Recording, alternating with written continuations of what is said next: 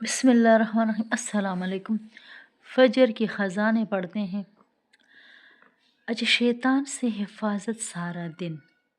जब हम सो जाते हैं ना, तो शैतान हमारी गदी पर 3 गेरे लगाता है और कहता है कि अभी रात बहुत लंबी है, सोते रहो।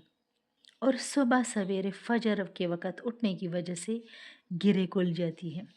जब वो इंसान उठकर दुआ पढ़ता है, जो सुबह उठकर पढ़ने की दुआ है वो पढ़ता है, तो एक गिरा खुल जाती है।